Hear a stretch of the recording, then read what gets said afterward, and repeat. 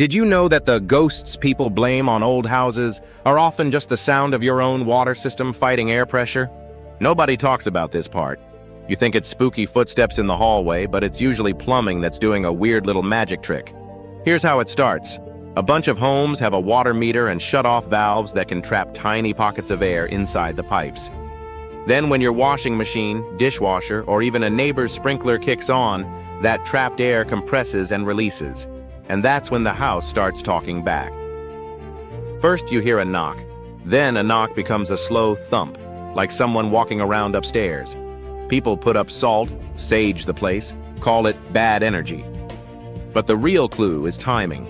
It happens the moment water flow changes, and it stops as soon as you run hot or open a different faucet. Now the fix is annoyingly simple. Bleed the air from the system by running a faucet steadily, starting cold and then switching to hot. If you can, check for a failing pressure regulator too, because high pressure makes the whole thing louder. The creepiest part? The sound goes away, but you never realize the house was just venting. Try it and tell me if your ghost only shows up when water turns on.